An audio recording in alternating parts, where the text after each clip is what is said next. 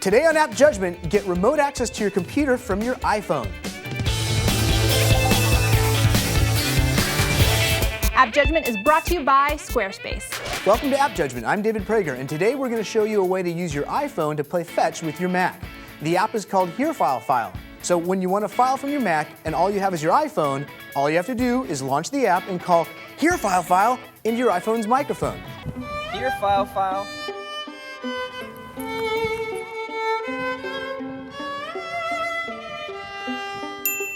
Pretty cool, huh? Okay, if you haven't figured out I'm kidding yet, well, I'm kidding. The app is called Hereherefile though, and it does allow you to access your Mac remotely to see files and folders on your Mac, kind of like the way Finder works. So in addition to browsing your Mac's file directory structure, you can perform searches that seem to work just as well as using your Mac's native Spotlight search. Your searches can be filtered by file types or folders. You'll see thumbnail previews of most files that actually look pretty good. So, the purpose of Hereherefile is obviously to find and access your files on your computer when you're not at it.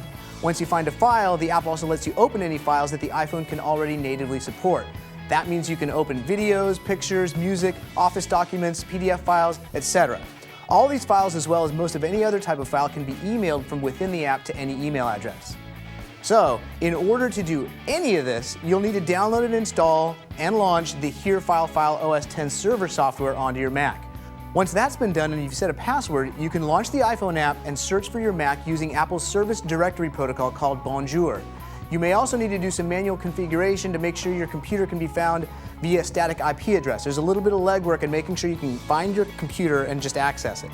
So, before we get to our rather detailed pros and cons, let's thank our sponsor. App Judgment is brought to you by Squarespace. Blogging is so easy when you use Squarespace, and now you can manage your entire Squarespace site on the go with the new Squarespace iPhone application. You can post and edit blog entries, upload pictures on the fly, manage content, save drafts, preview your updates, and even better, access your site's statistics. Snap photos on your phone and quickly post them to your blog, or easily draft blog posts directly from your Post tab. All of your current tags and categories will be there as well. So try Squarespace today with a free 14-day trial, no credit card or deposit needed. Should you decide to move forward with your new fancy blog, use the code AppJudgment to get 10% off your order. Do that and you will help us give you more app reviews. So let's break down Hereherefile into some pros and cons. First, the pros. Your computer's directory structure looks good and is easy to navigate from your iPhone. The search function works great. You can email large files from your computer, and finally, just the wow factor of accessing your computer remotely from your iPhone is pretty cool. So now onto the cons. The details about a file, like its size and creation date and all that, isn't listed in the directory structure when you're browsing files. You get only read access, and I think it'd be nice to have files that you can access highlighted, or rather at least gray out the ones that you can't access from the iPhone. Setup can be tricky. If you use a laptop, Hereherefile won't wake it up from sleep, and if you have a dynamic IP, you'll lose access a lot.